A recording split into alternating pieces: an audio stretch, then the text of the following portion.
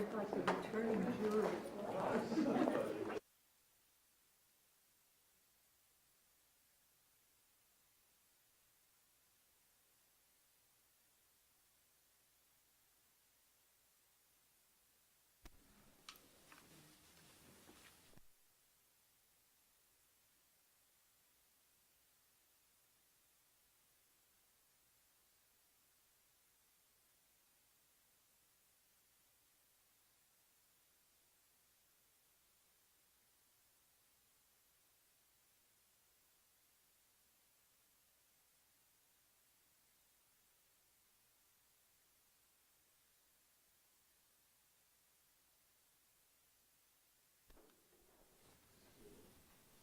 Hey, Bill, I'm on call tonight, so if I get a call, I have to zip out.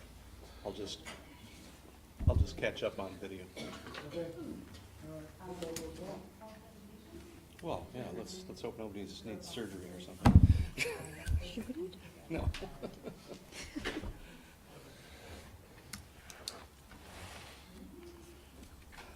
Are you moonlighting as? That's moonlighting as a neurosurgeon.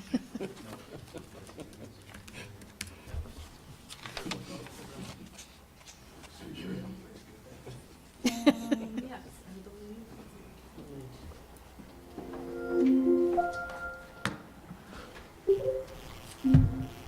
Ready when you are, Bill. Okay.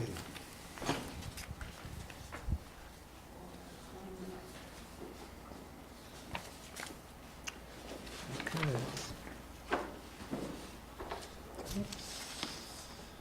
Yeah, okay, go ahead. 296, 941, 293. Okay.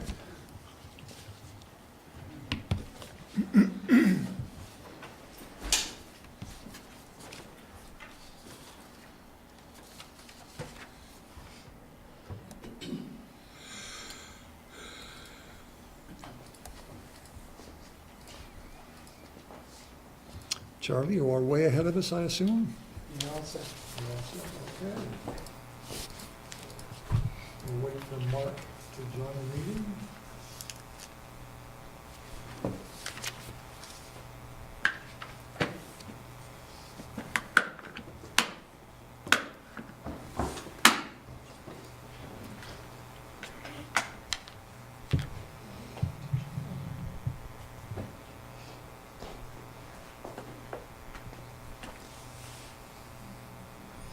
Turned on. Oh, there he is. Attendees, 2. Hey, Mark. Mark, you there?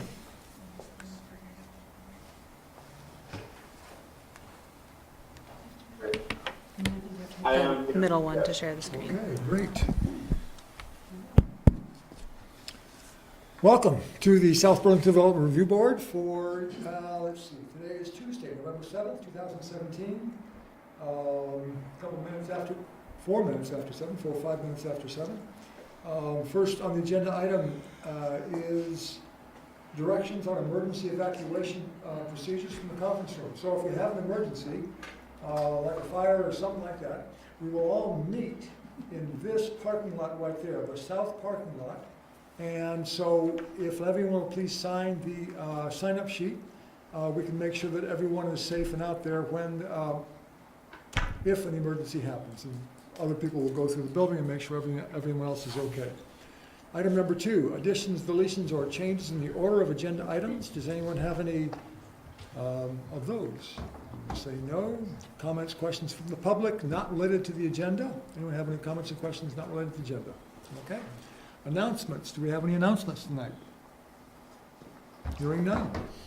Item number 5, sketch plan application 17-24 of Corey Gottfried to amend a previously approved plan by constructing a 25 by 25 addition to an existing 1,500 square foot restaurant at 1696 Williston Road. Who is here for the applicant?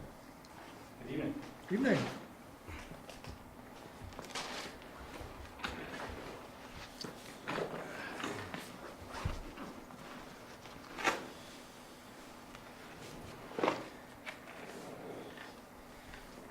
Please identify yourself. My name is Corey Godfrey. Okay. And this is a sketch plan application, so we don't have to swear you in or anything. Does anyone have any conflicts of interest with the applicant? Seeing none. Please describe the project. Basically, I'm looking to expand the already existing addition with a 25 by 25 foot addition behind the diner. Basically to update, make things more efficient, make it safer for not only my guests but my staff.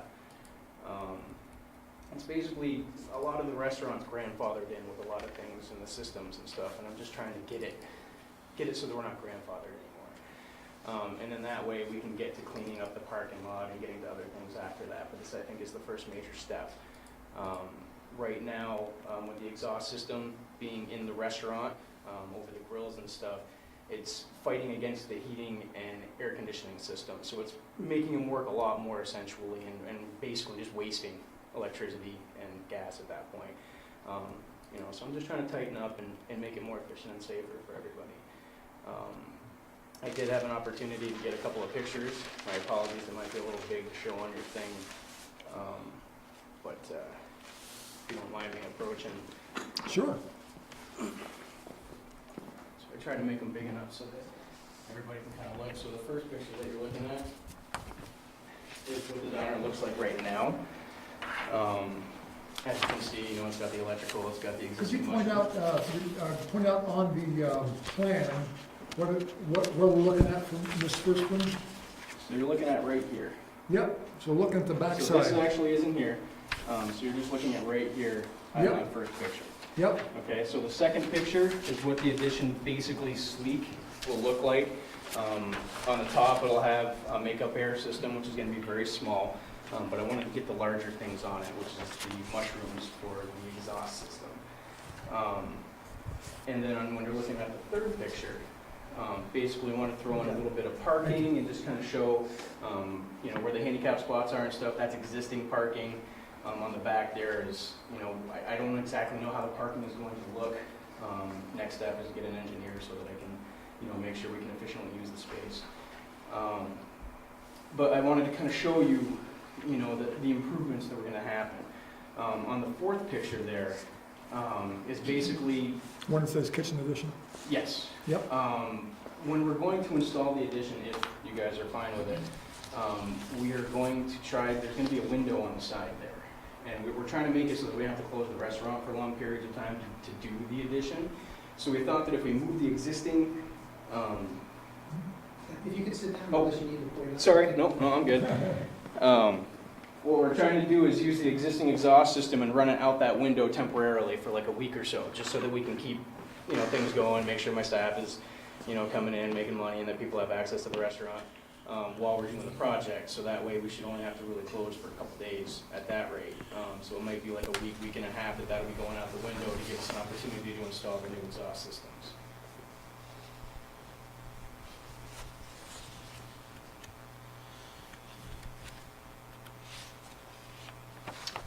So,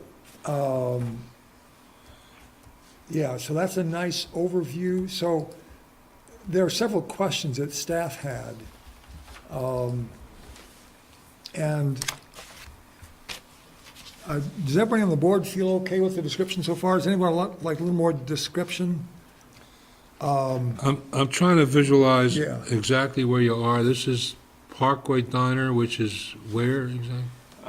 Do you know where the airport is on Williston Road?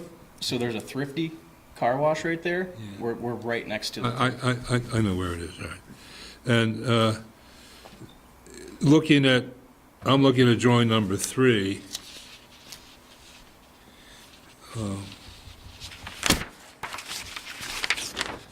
I don't know a better way to do it. This is what now faces Williston Road, right? Yes, sir. Williston Road's Yeah, down. that's the actual diner. And this is the existing kitchen, is that right? Yep. And you want to add this square? Yes, sir. Okay.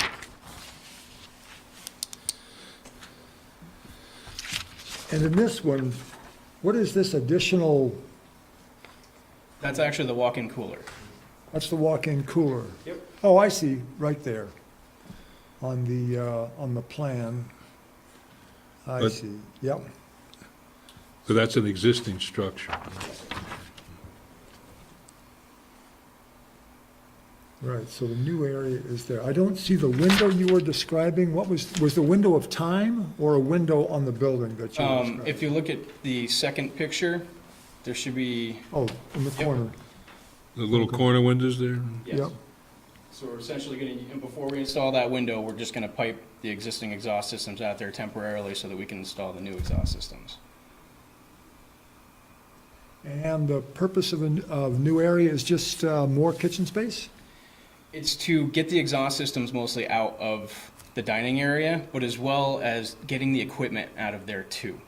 I've noticed, especially the last couple months cooking out front, can't always control where the grease flies, and I know it's been there for a really long time, but there's going to be that maybe one employee, that may be inexperienced or maybe we're still working with, and then somebody might get injured, whether it be, my staff or customers. It's really close quarters behind the counter for us, and not only is it taxing on us, but you can't really get away if something happens. You know what I mean? And I'm trying to create more space, get the equipment away, and give my staff more space from the grills if need be, to make it safer, essentially. But like I had said before, the exhaust systems are very much messing. Like a lot of my customers can't even open the front door when they come in because the exhaust systems are just sucking so hard. That a lot of my older customers have a hard time getting that door open. Will the net result be any increase in seating space for customers? No, sir. This is just to get more efficient with what we have. Essentially, we treat the diner like it's a museum. People are coming to enjoy that space, and we just want to make it better for everybody, and I just feel that it's time for that. But definitely no additional seating. So you're adding central air? Because I know you have window rattlers in there. Well, we already have an existing air conditioning and furnace. Once we would install this new exhaust systems, we'll take care of the negative airflow that's in there. Everything will be even. And then they should be working properly at that point. When nothing is on, they work fine. There might be some updating to the systems. We might have to pull out a motor here and there or something like that just to kind of, get it up to speed. But for the most part, they should be fine, with what they are. They just don't work properly because they're always fighting against the exhaust system that's in there already. Also, on the other side of the restaurant, we have a stove out front. And there's actually the original fan portal that's on the other side. The fire marshal said that we can continue to use the stove on that side with the fan, but we can't do things like sauteing or anything with oil on that side because of the carbon monoxide that it gives off from the cooking, and it's not safe. As long as we're boiling water, making soups and stuff like that, it's okay because we're grandfathered in to be able to use that space. So essentially I'm trying to get rid of that, put the oven out back so that we can use it for what we need to use it and not with the customers right there. So that way we can appropriately use our space. At least according to the photo number one, the land you're going to cover is, right now, hard surface with cracks in it. Yes, sir. I don't see any downside to this project. Did you? Yeah. I mean, honestly, once we get it in there and we're going to do some raised beds. I've already been talking to my landscaping companies and stuff. It's going to look really nice, all said and done. So does staff have some concerns? Yes, so you have a copy of the staff write-up, right? Stat, which one was that? The staff comments that we emailed you on Friday? I definitely. Bless you. And we can pull them up on the screen too.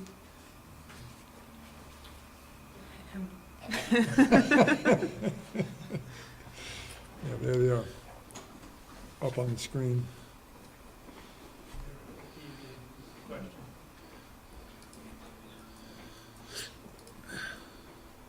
So the first comment was whether the project qualifies as a PUD. A PUD is defined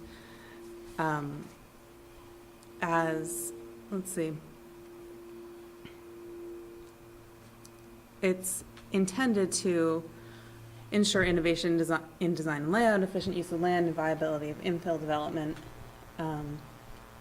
PUD is one or more parcels of land to be developed as a single entity, may propose any authorized combination of density or intensity transfers and mixed land uses, may deviate from the bylaw requirements. The reason this project needs to be considered a PUD is because of the 62-foot setback from Williston Road. The existing building is within the 62-foot setback, and the proposed addition will also be within the 62-foot setback, but will be behind the existing building. So it will be, I guess it's up to you guys to determine whether that's increasing the degree of nonconformity since it's behind an already non-conforming. I don't think it is. I think as a matter of law, that does not increase the nonconformity. But do I understand the reason, you either have a waiver for the setback or it applies as a PUD? Is that the, In order to grant the setback waiver, you must deem this project a plan unit development to have the authority to grant the setback waiver. Wait, okay. wait. I don't think any setback waiver is necessary. You're not, the distance of the building from any, because I don't know about the sidelines. If you're talking about Williston Road, the relationship of the building, of the overall building to Williston Road is completely unchanged, correct? The addition will be less than 62 feet from the front property line, which means it's in the setback. The front of the building Well, the front of the building is going to stay exactly where it is, right? Yes. So the setback violation is not going to change, Increasing the amount of structure within the setback and area. I don't think that matters. There's two things. There's Legally. distance from the building to the property line, and then there's also the degree of coverage within the setback. And the degree of coverage within the setback would be increasing, and that's specifically regulated in the LDRs. That's a problem. But there is a waiver option should the board determine that this project qualifies as a PUD. I'm sorry, you can't stretch the meaning of a PUD that far. So as you look at the definition of the PUD, the stated purpose of the PUDs and the LDRs is to encourage innovation, design, and layout. So this isn't very innovative. It's just helping out an existing structure, efficient use of land, not really an efficient use of land, and the viability of infill development and redevelopment in the city's core area. So to me, this is about the viability of infill development and redevelopment. Does it have to be all three, or can it just have to be one? Well, Anyone. I To would me, say- it can be to me, anyone. To me, it's the third. To me, it's the third, exactly right. So to me, it qualifies as a PUD under that viability of infill development and redevelopment. Does I it, agree. what you're taking out is 3 parking spaces, right? Does that have any impact here? We, as far as the parking goes, and obviously with your permission, since we're including staff parking with that, we thought that maybe if it was possible, we could put a couple of parking behind each other on the side of the diner, the one that hugs the property with the rental car company that's next to us. Only 3 cars deep though, because I don't want customers looking out the window at the side of the diner and seeing our cars parked there. But if we're only backing ourselves in, I mean, we're not going to be leaving until after we close anyway. I didn't know if that posed to be a problem or not. So you have your parking areas nicely numbered on the plan up to number 24. And that looks like it excludes, no, it doesn't exclude. So 24 will go down to 21 parking spots, right? We would lose number 11. Yep. 11 11 we would 12. potentially lose 12. So it's only 2. You'd lose we- only 2. We also may be able to get a parking spot in, or 2 in front of the cooler, or on the side of the cooler there, as far as customers go. Is the way that the parking is numbered, is that how it's currently striped? Yes. So, in the staff notes, there's a couple paragraphs on the parking. There's 24 existing parking spaces, The additional remove at least two, as we said. The required parking spaces with the addition would be 35 at a rate of 18 spaces per 1,000 feet of area. The board has the ability to, go ahead. Oh, I was just gonna say, I finished, because I'm pretty sure you're gonna pretty much finish my thought, so. Okay, so the board has the ability to waive 25% of the required parking spaces, yielding a minimum of 26 spaces, which can be approved by waiver. So, I chatted with the applicant about it, and we think that there may be a way to get 26 spaces on the lot, thereby meeting the parking requirements. And that's the least number of spots they could have. That's the lowest number. With a that we- 25% waiver, they need to use Exactly. 26. Right. And that's the lowest number that we could approve. We could not approve the current 24. We Right. could not approve going down to 22. We can only approve a minimum of 26. You gotta find 26, Alternatively, yeah. they could do an agreement for off-site parking, which would require the person who the agreement is with to come in for a site plan review to demonstrate that they still have enough parking left. They currently have 24 spaces? 26. No, 24. 24 now? 24. They have 24, and that is a grandfathered number. Is that essentially correct? Nope, that number is valid for what? the building as it exists today. Smaller Okay, so, With so the what you're saying is, addition, it would go up to a so minimum of the fact that they're not increasing seating capacity doesn't matter, it's the sheer square footage? That's too bad. Yeah, it is too bad. I've been to your restaurant a number of times. I've had trouble getting a seat. I've never had trouble getting a parking space. Yep. That's why we wait in line.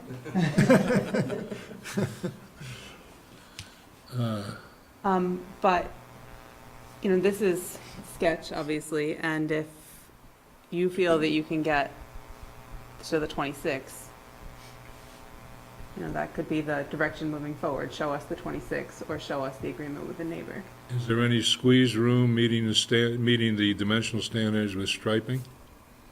Or is he already at, you understand the question? That was a poorly stated question. You understand? I think that, in my opinion, that it's likely that they can squeeze in another couple. Enough to get to 26. So 4. Okay. So, yeah, so show us 26, or show us less than that with some kind of agreement, as Marla mentioned, with a neighbor that shows off-site parking or shared parking. Matt, were you going to say something? I'm sorry. No, I'm just gonna say, I don't know if there's room next door or not, but. Right, exactly. That's what I was thinking. May I? I honestly, and we've obviously spoke about it before, if you guys are okay with the parking on the side of the building as well as putting spots next to the walk-in, I'm trying to make it so that I'm not relying on any neighbors. I have very good relationships with all my neighbors. The one that shares the property with me right now, we have a handshake agreement we've had since I've been there, where I maintain the parking lot, salting, plowing, and everything for the year. And I can use all the parking spots on this side of their building. They have another small parking lot on the other side. They don't take in customers. They're all internal, doors locked. So it's only what they have for employees that they use their parking for. If I need to, if you feel that it's necessary to do this, he will come through and he will do everything. But as a relationship, I'm trying not to go that far and just keep our relationships the way that they are, because it works, and not having the contract, we will, but I'd prefer to try to work it out for myself if possible. If you do, Marla, are you thinking about using the side of the building? We had talked about that, the parking in thing. Well, I have a thought. Could you maybe restrict that?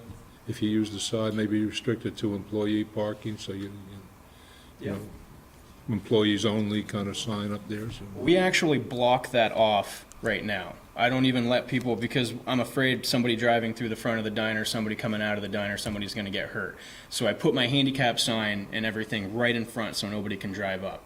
And then on the other side, we have one of my employees park on the end of the cooler, so nobody can get in on the other side either. So we block that L off totally as it is. Because it just, I feel somebody walking, somebody will get hurt, and definitely don't want that. So it definitely will not be a problem. I'm not sure you can call this a PUD maybe, but if you can, you completely got rid of your setback problem because you have authority to waive. So whether it's a PUD is what we're looking for the board to weigh in on today. So with that, Corey can get direction on whether to move forward with the project. So John, my comment was that I think it qualifies as a PUD on the third criterion, the viability of, encourage innovation, design and layout is the first one, efficient use of land. Neither of those two I think it qualifies for, but the viability of infill development and redevelopment in the city's core area, I think it does qualify on that one. Why not efficient use of land? Very efficient use of land. It's very efficient use of land. Such a Yeah, that's a good unique piece, sliver. Yeah, I would say, yeah. I'm willing to stretch the definition of PUD because I think it's a good project, and having been a frequent visitor of the Parkway Diner, it definitely needs help in the mechanical section, so. Thanks. Stretch today, stretch tomorrow. You're right, stretch today, stretch tomorrow. So that's where we are, John, on the PUD issue. I don't think you need to stretch it. I think it's fine. Efficient use of land, sort of persuasive. So we are okay, so Marla, we are, and Ray, we as a board, I think, are okay, Jennifer? Yep. On, qualify this, or classify this as a PUD. And as for parking, it sounds like you guys have a plan in place. You'll either come back with 26, or you'll come back with off-site parking agreement. So I think we are in favor. Any other direction that we'd like to give to the applicant? More seats.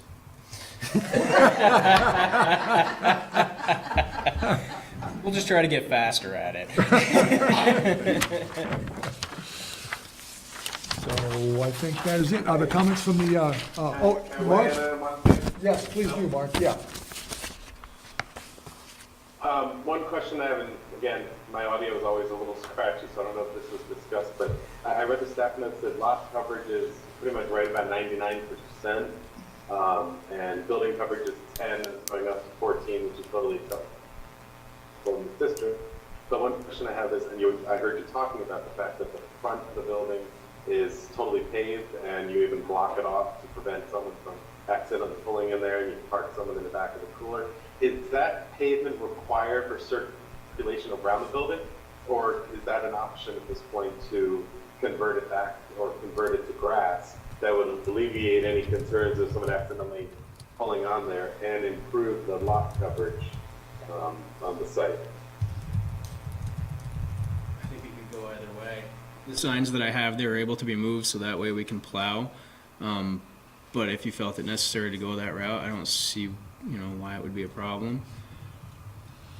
So is there an advantage for, Whenever we get an opportunity, we try to improve, the conditions. And what is lot coverage for this district, Brad or Marlo?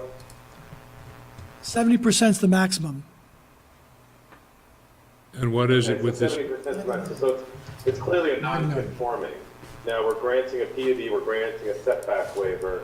I could see if we're going to try to get some improvement on the site to improve the lot coverage, and it looks like that's something that, you have to do stuff to prevent people from parking there, driving on there. Converting that over to grass would be in line with your neighbor on the same site. He's got grass right up the sidewalk. So it's something to think about, and, I know we're at sketch, but it's something to think about when you come back for PUD does require preliminary and final.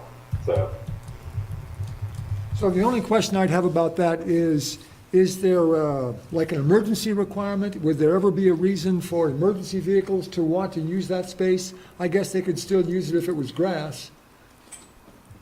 That's something we can pose to the fire department Great, between now and preliminary. beautiful. I can't imagine they're going to need to use it. No, I would agree. No, Sure. just pull up right here. Hello. Ability to access on three sides of it. Yeah. Right. And they can pull up to the front anyway. I mean, it's only a few feet from the street. Street, right, so, Right. The other thing we could do is we could do some potted plants and stuff too, and kind of fill in the space a little bit as well, just to kind of make it, some large pots, and just kind of make it a little inviting. Yeah, that would be an aesthetically pleasing thing, but that doesn't improve lot coverage. That would still. Gotcha. Okay.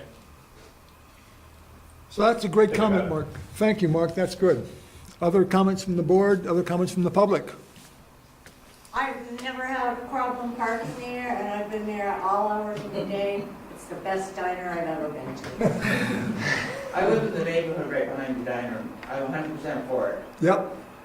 Thank you. I'm there all the time, so. And I'm hopefully the subcontractor. Leave your card. But hopefully, I mean, we are going to put in high efficient heat pumps in the new addition to lower the footprint. It'll be heating and air conditioning via heat pumps for the whole addition to alleviate the central air that's in the diner. That'll totally be separated. The diner will have its own system, and the addition in the back of the kitchen will have heat pumps to take care of the heating and cooling. So just have those two small condensers on the ground? No, actually the condensers are going to go in the basement to utilize the extra heat to get 99% efficiency out of the heat pump in the heating season, because the basement won't get any hotter than 70 degrees. So we're going to heat the basement via the condensers in the wintertime, and we're going to utilize that extra heat to heat the space upstairs in the heating mode for the winter. And in the summertime, it'll go up to 75, and we'll put an exhaust fan in to exhaust some of the heat out of the basement. But it should never get above 75 in the basement area. Is this on slab, the addition, or are you going to dig foundation for the addition? For the addition, there'll be a slab. Yeah. Thank you. Other comments from the audience? Okay, free to go, and welcome to, we look forward to seeing you again at preliminary and final plan. Thank you. I appreciate your time. Take care. Give them his pictures back. So he's- Oh, yeah, you want your pictures back, or? Sure. Thank you. And next on the agenda is presentation by Paul Connor, Director of Planning and Engineering, on the Development Review Board's role in reviewing projects within the Form-Based Code District and in appeals of the administrative officer's decisions. Can Ray stay here for this? Yes. Paul, did you want to use the version with my initials or the version without my initials? With, I suppose, the one that you sent over to me, because I hit save on the changes there. Did you say who you were? I certainly will. Paul Connor, Director of Planning and Zoning. Thank you, everybody, for taking a few minutes to allow me to give you an update on the City Center Form-Based Code. Marla and I had the pleasure of catching up with Matt and Bill about a month ago on a variety of things, and one of the recommendations that they had was that we come in when there's a relatively light agenda and give a little more of an overview of what the Form-Based Code District is, how it relates to the DRB, and just what's going on. So that's tonight. So no action required from you, but happy to take any questions as we go. I'm going to give, as I said, a little overview of the Form-Based Code and then tie that into appeals, which isn't necessarily the same subject, but as we know a couple months ago, it was the same subject, so it seemed like a good opportunity to chat about both. So go ahead. So basics of the City Center Form-Based Code. We started a project in 2011 with the Planning Commission and later a Form-Based Codes Committee to develop a new set of regulations in the City Center area. There were 4 or 5 different zoning districts that came into play there. There was what we had called in the past the Central District, which was a very design-heavy district that had a role for design review committee, lots of aesthetic reviews. And then we also had our C1, R12 district, which is basically the same zoning district as Shelburne Road. And then some residential 4 districts and a variety. So the goal with this was to pull it all together, put it into a single form-based code. A few of the key highlights of it One is that there are many, many fewer use categories. In fact, what we did was we flipped it on its head. Whereas everywhere else in the zoning regulations, one of the first things we look at is the use allowed in the district? And if it's not in the list, then it's not allowed. It's flipped on its head in the form-based code district to where everything is allowed unless it's specifically prohibited. So that's a key change, and two of the principal goals of that is, one, to be out of the business of debating whether something is a bakery or a donut shop, which is a frustratingly tiresome discussion to get into, especially when we're talking about a downtown area. And two, to encourage an area where things we haven't even thought of may exist. In the 90s, nobody would have thought of what an internet cafe is. Today, there's all sorts of other things coming up of the, growler station / pet food store. I don't know. I'm sorry, do you want us to interrupt you, or? Sure, go ahead. So when you say nearly all uses, so is there a list of? There is a small list of prohibited uses. The list is typically the things that you would expect would be prohibited: heavy industry, adult uses. I'm going to talk about a couple of the different T zones, but in the ones that are a little more residential, heavy truck traffic, those are basically what they are. There's also a list where we differentiate out between new buildings that fully meet the form-based code and older buildings where, say, if somebody wanted to put a car dealership into a building that meets the full form-based code, then go for it. But the goal is not to take a pre-existing building on San Remo Drive and turn it into a used car lot. So there are a list of a few things that aren't allowed in pre-existing buildings but would be allowed in a new building. The only key one, and we'll talk about transect zones in a minute, is that residential uses are not allowed in the first floor of the T5 transect 5 district. That's intended to be the real core of the downtown. We'll look at that in a minute. As I said, use is intended to play a secondary role. The primary review here is really about the building form. If the building physically is located and has the architectural features of a downtown building, then it can have many lifetimes. Church Street, basically the same buildings have been there for 130 years, and each one of them has had multiple lives. That's the idea here. Generally, and we'll talk about exceptions in a minute, it is designed to be an administrative review. So full site plans are reviewed at the administrative level. Parking requirements, which we just went through with your last application, are dramatically reduced. So across the board for commercial uses, it drops down to 2 parking spaces per 1,000 for all uses. You were just looking at one that was 18 parking spaces per 1,000. And on the residential side, it's a maximum of 2 per unit. For the most part, philosophically, the intent of that is that the city is not in the parking game. It's not to necessarily say 2 is a target for 2 spaces per 1,000 is a target for the commercial users. It's really the building owners and the tenants know best how many parking spaces they need. So that's really the intent there. There is no. So we're not aiming to stop them from getting 5 parking spaces per 1,000.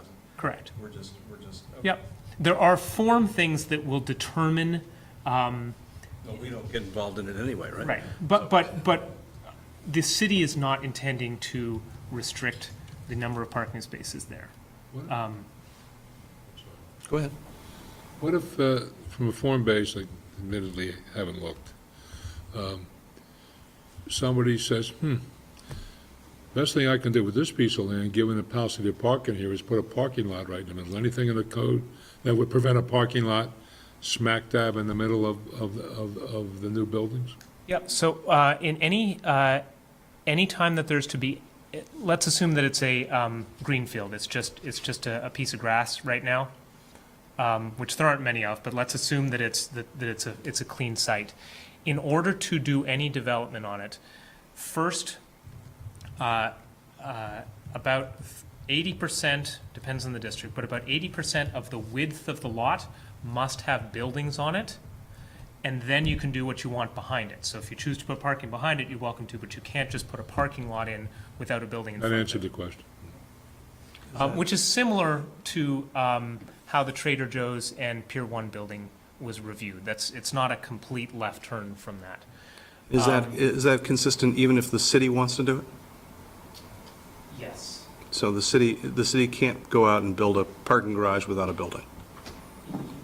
Correct, although there are certain exceptions for parking garages where a parking garage can exist if it's in behind a building, or a parking garage can exist on certain street types, what we call a secondary street. There can be a parking garage on a secondary street there. Also, and not to get too much into the weeds, a parking garage can be built if, right on a main street, if the first floor has a commercial use for the first 30 feet deep. It's not a common feature, but it could be done. Somebody could choose to make a storefront and then put a parking garage behind and above it. Got it. Well, There is. excuse me, well, Winooski, for example, has a building with a lot of parking on top, on Yep. the upper floor. That would be perfectly fine. Yeah. And it's directly in behind also. There is no density maximum in the form-based code district. Everything is dictated by the total form of the building. There is a requirement for any time somebody's building 12 or more housing units. It's called inclusionary zoning for 15% of the housing must meet an affordability standard in this district. It's a ramped affordability standard. We can get into the details of it, but it goes between 80 and 120% of median income, but it does apply to all new development of at least 12 housing units. And then, last but not least, I'm sorry, is median income based on a HUD standard? What's the standard? Okay. so it's, the inclusionary zoning standard says that there has to be 15% of dwelling units need to be affordable. Of those, 1/3 need to be at 80% of median income, affordable to somebody at 80% of median income, 1/3 at 100%, 1/3 at 120%. And that's based on somebody earning 80, 100, 130% of the HUD median income and is paying not more than 30% of their income. For the family? Yeah, Got which it. adjusted for household size. Literally in each band, or could you meet it by having 12, all of your units, all of your required units at 80% of median? You could be better than our standard. So, for example, the Cathedral Square building. Better that meaning just- lower income, right? Correct. So the Cathedral Square building that just broke ground has, all of their units would qualify as affordable, and I think 30 plus of them are below 80% of median income. So they're well meeting the standard, and somebody who chooses to exceed our standard is more than welcome to and encouraged to. Can you, Can I have a question? Yeah. In regards to that, let's just say a developer comes in and wants to propose 2 buildings on one site. Yep. Can they do something like Cathedral Square as an entity, and then do nothing in the other one because they're overbuilding in one? Do a full market rate and then do another one that's like Cathedral Square? Or does each building You can bank your affordability. So I would say the inverse order of what you just described. If somebody built the Cathedral Square building and then built some market rate units, then yes, they can. There is a provision and a requirement that the affordable units need to be, on average, no less than 70% of the average size of the market rate units. So somebody's going to have to balance those things out. But yes, you can bank essentially your affordability forward. and can you, Affordability first. Either parallel or first. Yeah. and can you bank it from property to property, or do they have to be on the same property? They can be related, they can be on separate properties but related ownership or related. I can't just say, John, you built them, so I get credit. So Ken can't sell his ability to, We will look at at that question when it comes to us. I don't know that the question's been posed, but I can't just presume, Just about to be. I can't presume, John, that because you did that I get it. There needs to be some relationship at a minimum. Yeah, some legal contract for them, yeah. We'll work through that. Well, Yes. all of this, or nearly all of this, is going to be done at the administrative level, never going to go Correct. through Development Review Board. Correct.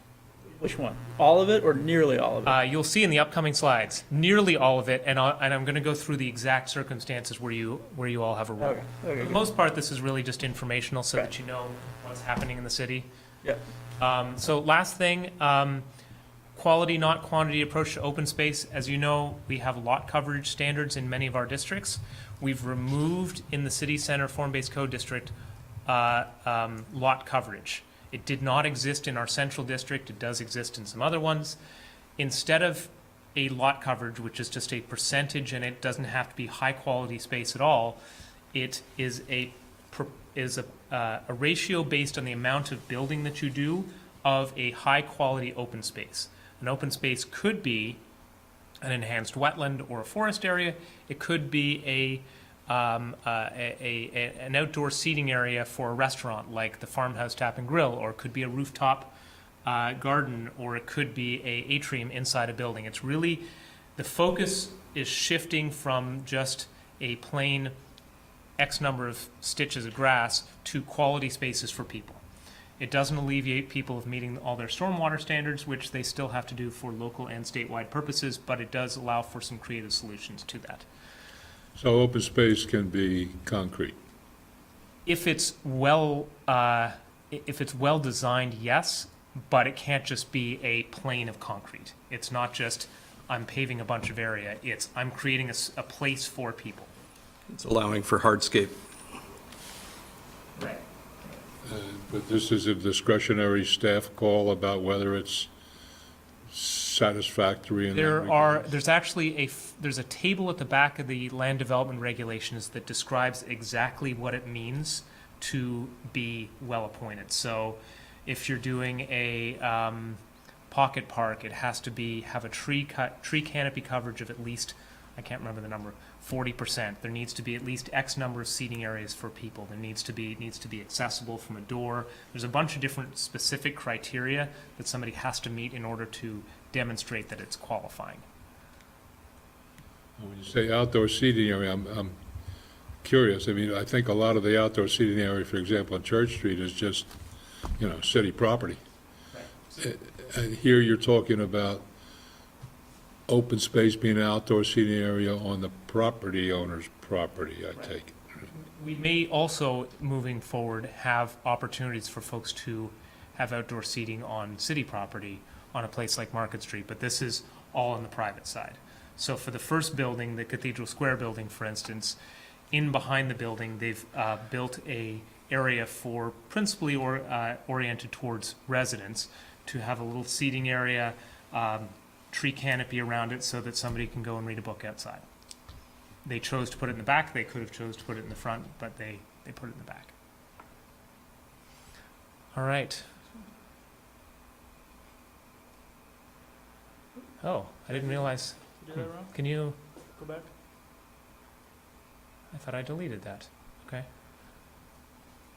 Skip that one? Is this the one you want? Nope, keep Next. going. Next. There we go. Just a quick map to orient you. You've probably seen this 100,000 times, but Williston Road is here, Dorset Street is here, Market Street is coming through here. This is Heinsberg Road. The orange, which is the largest one, is our T4 district. T4 is there's three basic districts in here. T4 is the largest one. It is intended to be 2 to 4 story buildings, strong presence on the street, something along the lines of, say, the UVM Medical Center that was put up by the Pizzagallis on Shelburne Road where the Liberty Inn used to be. That could be an example of it. The T3 is the yellow and the pink in the far right-hand corner. That's supposed to be more of a transition to residential areas. Buildings are supposed to be residential in design and have a certain total mass and scale. A project that is very close to a T3 would be the David Schenk buildings that you all approved a couple of years ago, right there at the east end of Market Street. And then the red cross hatching in the middle on, right on Market Street, on the western part of Market Street, that's the T5. That's intended to be 2 to 6 story buildings with a strong commercial presence on the first story. I'd say a pretty good example of that would be the Larkin Terrace building that you've just approved over on Shelburne Road. Strong requirements for doors at a frequent pace on the first floor. The idea with that, and we'll talk about it in a minute, is really to encourage people to want to walk along and see what's at the next building after it. There's also some planned streets in there that are on the official map, and there's a T-zone for public space as well, which we already own. Next slide. Paul, is there nothing Yeah. set aside? Maybe this was just fantasy from a long ago planning session I was at, an input session. Is there nothing for a civic building or a civic square right along Market Street or closely adjacent to it? Nothing? There was a lot of discussion about how to best pursue that, and ultimately what the Planning Commission decided was that the form-based code should represent what the private sector's responsibilities, rights and responsibilities are in terms of regulations, and the public sector, should it choose to acquire land to do something larger than what an individual private sector's responsibility, that's on us to acquire. So the city does have an option, for instance, on the acquisition of a piece of land right next to where the Cathedral Square building is, right here. The city has negotiated an option for the purchase of that for a civic site. So that's how we went about addressing current and future civic Who owns the needs. land now? Pardon me? Who owns that land on which there's an option? Currently, it's City Center LLC, which is South Burlington Realty. And when does it have to be exercised by?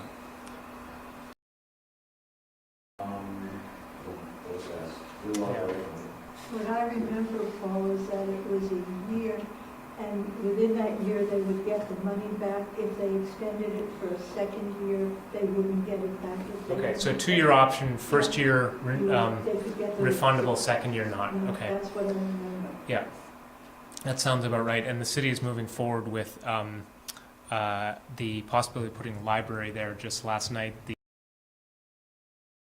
An issue with land that goes along with the recreation center, so they're holding off on that. And this is on the same side of the road as Cathedral?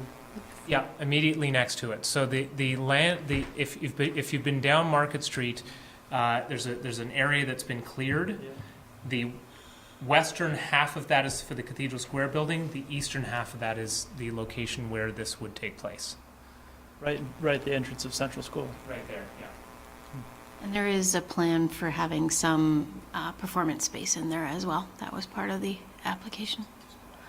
I did have a quick question about the southern side of the bend in Market Street. Wasn't there, isn't that somewhat wetland? And I thought there was room for a park in there. Yeah, there's a fair amount of wet area, right where you see the letters ST on Market Street. Part of our permitting for the redesign of Market Street includes a significant stormwater feature in there, and it has been designed in such a way as to be both a stormwater feature and a public open space. So it's going to have walking areas with it, a little bridge across the pond, artwork in it, so to make it not just a stormwater area but an amenity. So that it will be a little parklet. Long term, we've been communicating with the property owners about linking that up to the green home plate looking thing below it, which is Dumont Park. Okay, thank you. All right, Matt, next slide. All right, as I said, review process, form-based code is designed to be largely black and white. Just going to walk you through quickly how we're typically going to be reviewing projects. As with everything that comes with you, before you, we're going to be having a pre-application meeting with staff. It's optional for applications before the DRB for the most part, though everybody does it. It's a required element of the form-based code. In practice, a pre-application meeting really is multiple meetings. Our experience thus far is folks really want to make sure that they've got their ducks in a row. So they'll show one part of it, they'll show another part of it. Pieces that they're going to be showing us are the site plan, the arrangement of the buildings, landscaping, design, open space, all the different things that are required that you will see as well, that you would typically see elsewhere in the city, as well as an affordability demonstration of meeting the affordability requirement. Eventually, once they've got all their ducks in a row, we're going to see a full application. Full application is submitted to the fire department and public works for their complete review. The applicant is required to put out a notice just like they do with the DRB hearing, but instead it goes to an applicant-led neighborhood meeting. And really, the purpose of that is based on all of our experience in working with you all in the DRB. Oftentimes, neighbors' issues are things that are very resolvable. The goal here is to have projects where A, neighbors get to have their say, and B, that a neighbor doesn't feel that their only recourse is an appeal, that there is an opportunity for a discussion and a discourse to look at neighbors' concerns and issues.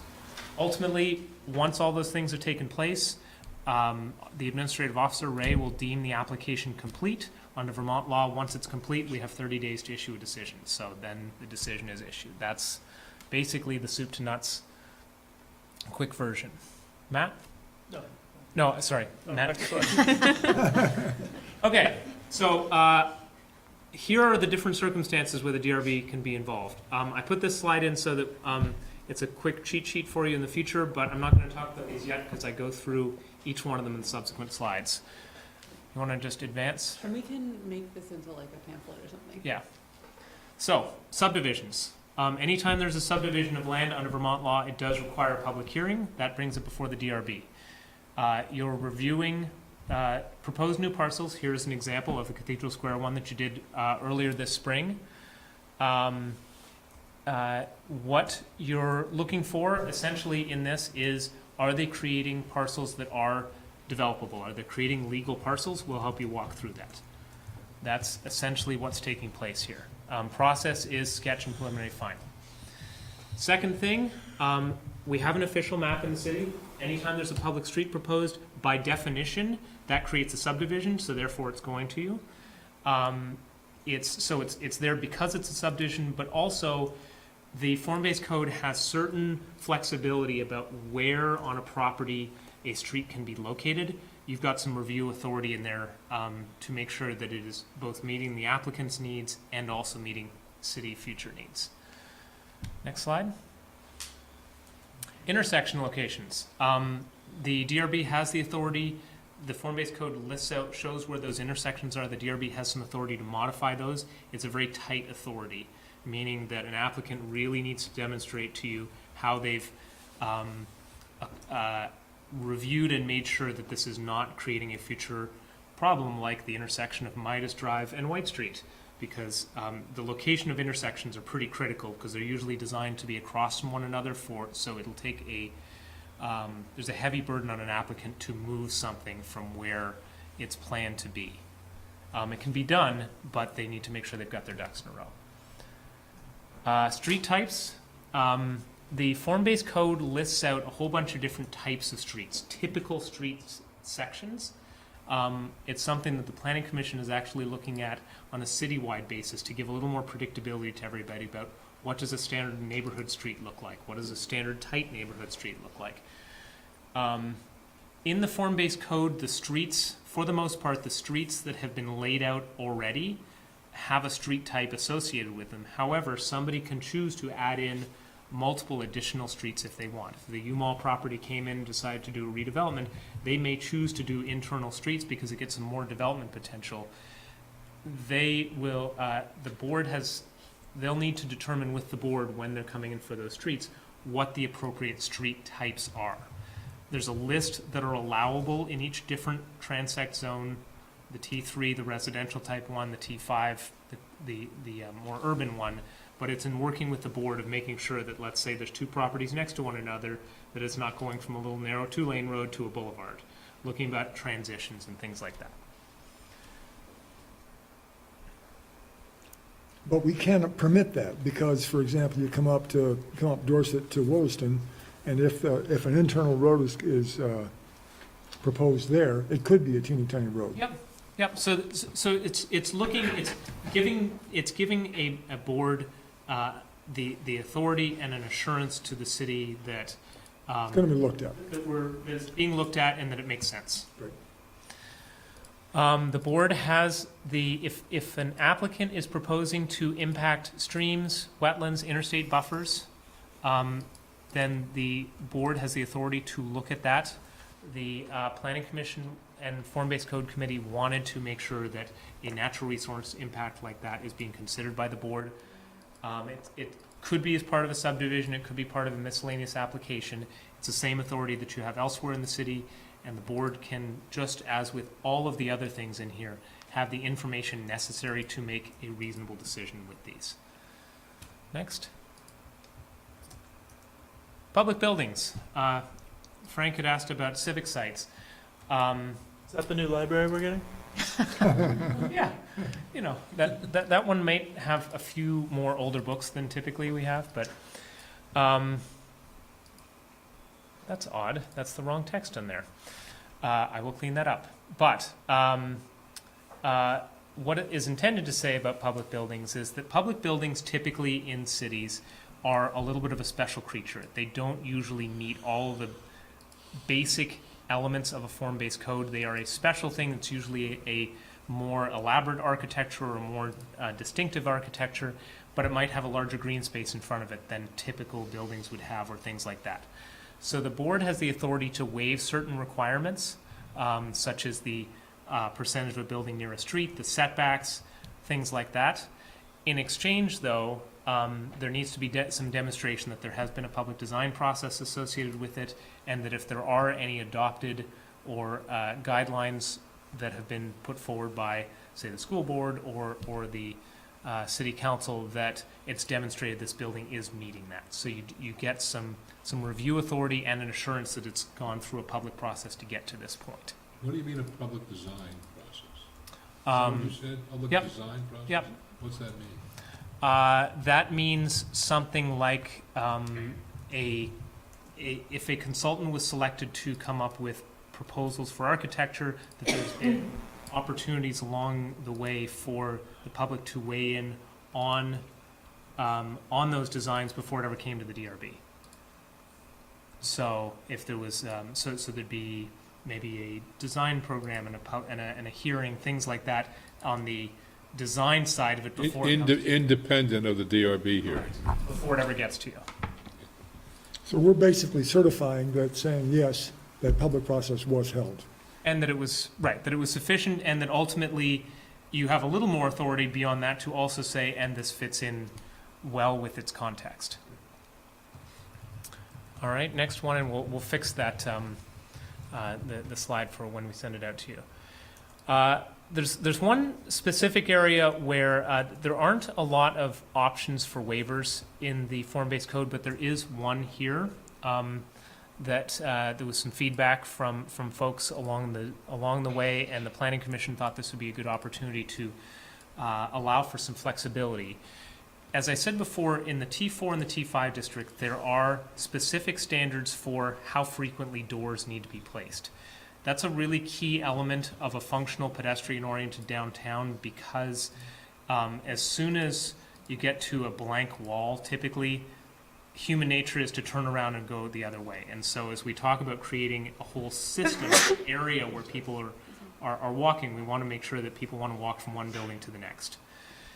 However, there may be other ways than just doors every 30 feet to meet that.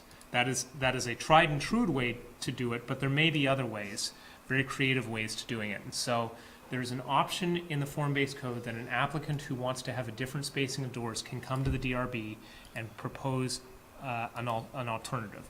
Your review standard in that case, if and when we get one, we'll share it with you, but there's a very detailed purpose statement that basically what I just described about why we have that door standard in there, and somebody has to demonstrate that they are meeting that intent or exceeding that intent. It doesn't specify exactly how it's met, can be met. That's really left to the creativity of an applicant. So those are the roles of the DRB in the form-based code. They're a little disparate, but those are the various different roles. I want to talk just for 2 minutes here about the board's role as an appeal board. I think I guess all of you have been through some kind of an appeal one way or another.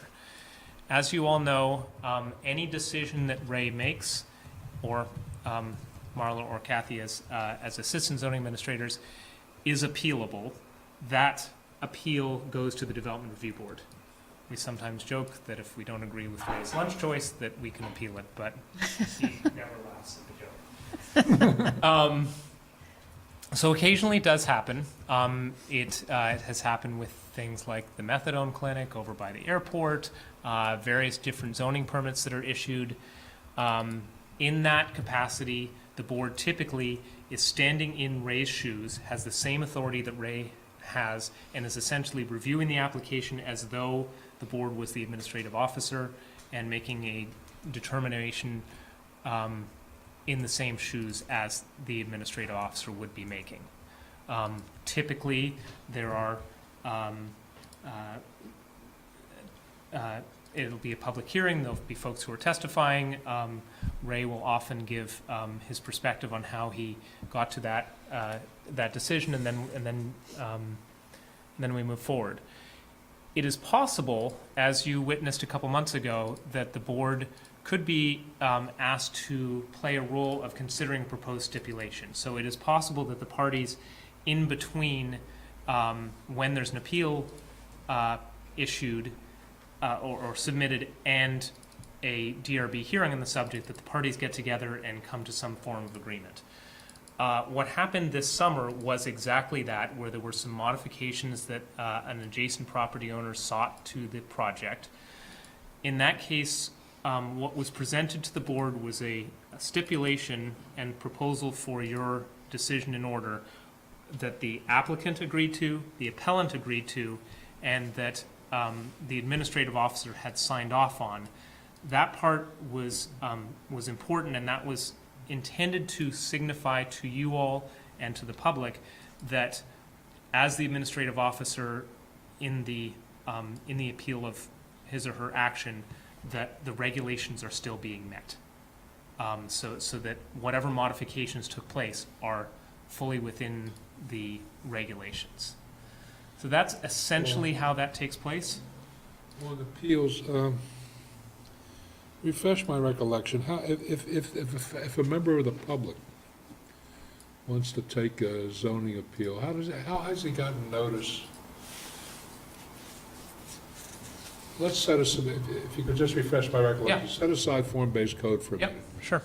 Plain vanilla, somebody comes in, wants to build a house, it's a permitted use, you issue the permit.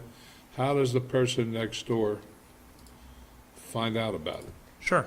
So anytime there is either a zoning permit issued or an administrative site plan, which is the other thing that could be issued, there is a placard that the administrative officer issues that is required by state law to be posted within view of the public on the subject property for a period of at least 15 days. And does the abutter get any notice other than that? That is the notification that takes place. Currently. Will that be the same under form-based code? Yes. And recall that the abutter under form-based code has also received a mailing notifying that there is an application, so they're aware that there's an application that has taken place, which is a higher level than a standard zoning permit or But it's time for review will run from the time the placard goes up, or from the time you issue the placard? The appeal period starts when the placard of the decision is issued and posted. And posted. Yes, so we indicate to people that they're supposed to post it immediately. If for whatever reason it takes them a day to get it posted, we strongly encourage them to leave it up at least an extra day. And then it would be up to a DRB and subsequently the E-Court or a Supreme Court to determine whether somebody had put it up in a timely fashion and whether the appeal was timely. Ray, did I capture everything on that? Because Yes, yep. you're more in the midst of all those than I am. Yep, that's right. So that's my summary. I wanted to flag the appeals thing because we're not aware, correct me if I'm wrong, Ray, but you've had zoning permits appealed, you've had notices of violation appealed. Up until this year, you'd not had a site plan appealed. Typically, the administrative authority on a site plan in the past had been things like moving a dumpster, change of use, adding a little parking area, small addition to a building. That had been pretty minor things. Under the form-based code, as there are larger projects that can be reviewed, the possibility of an appeal is a little bit higher, including the one that you saw this summer. Am I right that you've not had I a... think there's one similar, a little different at 465 Quarry Hill Road. Oh, yeah. So it's occasional, though. It's rare. Occasionally, not very, it's very rare. So that's my quick dime tour. Any questions on this? Yeah, I'd like to know whether this is actually more, I think the intention was for it to be more efficient and easier system, right? Yep. I'm interested in his opinion of whether it's actually is a better system. Can we have Ken come up and, are you willing to tell us? Sure. Yeah. Does everybody know Ken? Hi, Ken Braverman. I'm a partner in Snyder Braverman. As many of you know, Chris and I have a large portion of the area that's designated as city center under agreement. So yeah, we work very closely with Paul and his staff on the Cathedral Square project, which was that the first project that actually went through the process? Yep. It was a learning experience for sure. Probably for both of you. Yeah, I think it was, and I think it worked pretty well. I mean, for us, it's kind of like changing gears in a way because it takes something that usually involves a lot of coordination and creativity, and it makes it, frankly, kind of formulaic. You know, the code is the code, and it's like a cookbook and a recipe, and you just have to exactly follow the recipe, and what comes out the other side, you know, it's really the result of the code and the recipe, and not kind of the creative kind of design development process that we're used to. So that's a little different, and in working with our architects and designers, you know, there's some pushback. You know, they don't necessarily like it because it's taking some of the creativity out of the process. So that's kind of the challenge. The good thing is, you know, we all know that predictability is one of the challenges of development, and this makes the process way more predictable for us and less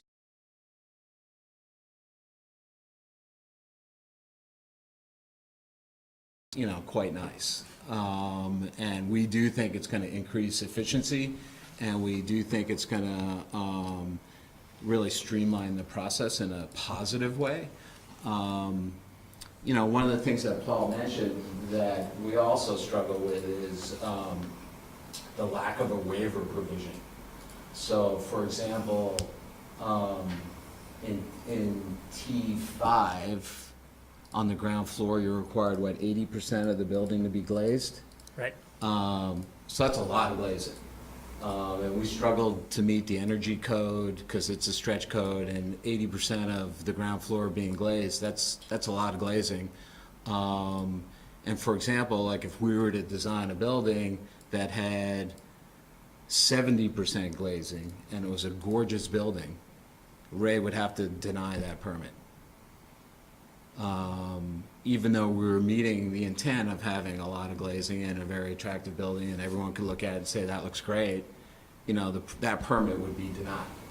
And there's no mechanism to go back to either staff for administrative relief or to you guys, the DRB, to say, hey, you know, we all agree that this building is gorgeous and it meets the intent, you know, we would love to be able to grant you a waiver.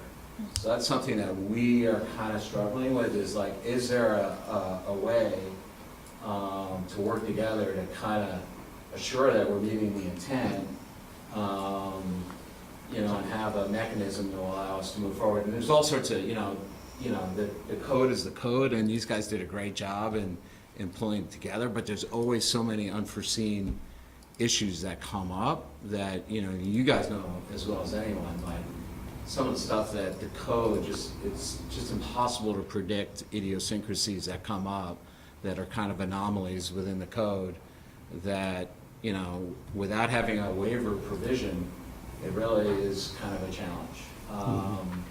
So that would be something that we would want to eventually kind of engage in a discussion. And I mean, I know other municipalities like have some kind of waiver or relief provision where, like, you know, for example, like 80% or whatever the percent may be, if you meet within like 3 or 5%, like there's a way to approve it administratively. And then if you want to exceed it by more than that, you have the ability to go to a DRB and say, okay, you know, here's how we've met it. Do you agree in terms of the intent? And you guys would have the ability to say yes or no. So overall, we think it's a good thing. We like the form-based code. We look forward to kind of getting, you know, really efficient and working with staff to dial it in. You know, and we think it's going to create, you know, a good end result. But it's definitely a learning process.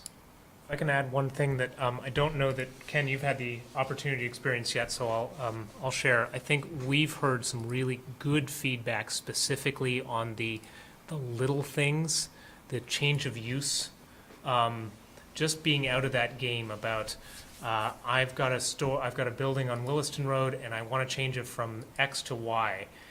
It's just there's no more checking to see whether that's an allowable use or not. It's just, is that your feedback? I think today I issued a permit to convert an 8,000 square feet of retail space to a personal instruction space. So it didn't just have to with the go through a permit. site plan, it didn't have to, there was a whole bunch of steps that didn't have to happen, it just, here's reuse of the space. Wastewater was an issue, but we figured that out. So the one area actually, I mean, that seems very desirable in general, except in one respect. If you're changing from of course, you're not imposing parking requirements, right? So the fact that it's going from an intensive parking need to a less intensive parking need or vice versa makes no difference. I'm wondering what is the rationale behind the no parking requirement? I mean, people are going to go there on public transportation, or what do you how was that conceived? How are you envisioning that working?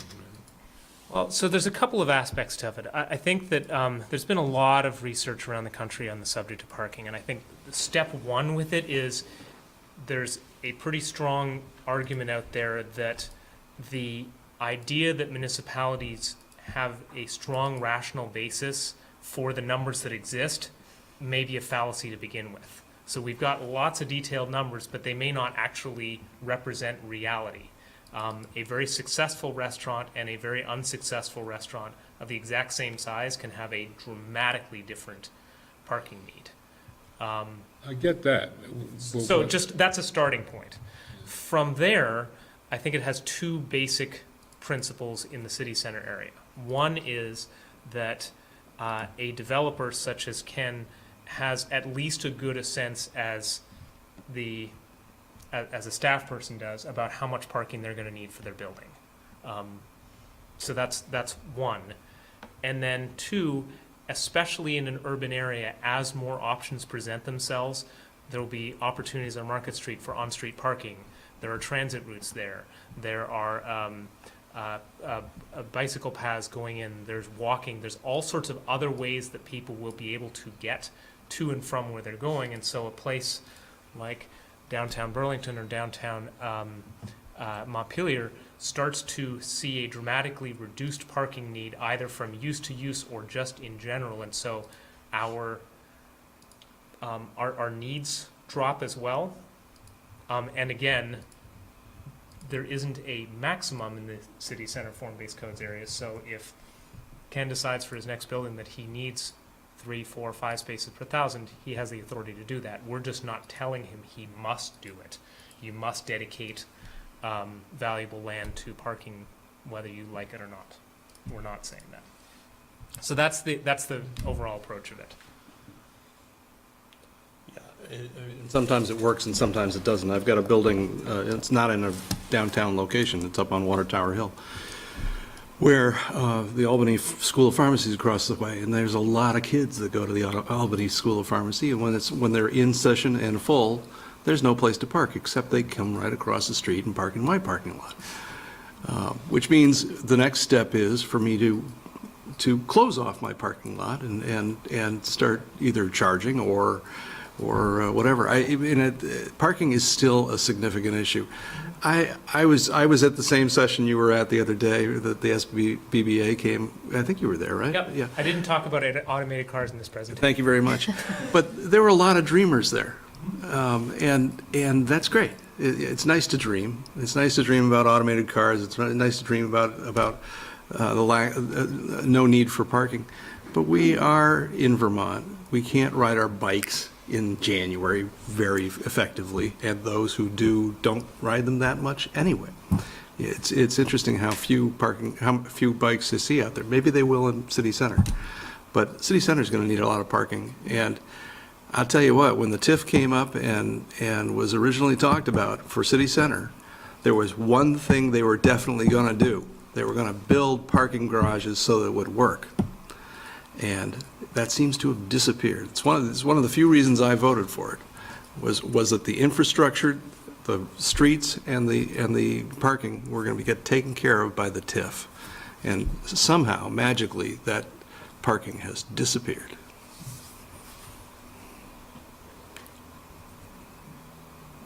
There are, I don't want to get into a debate about the TIF.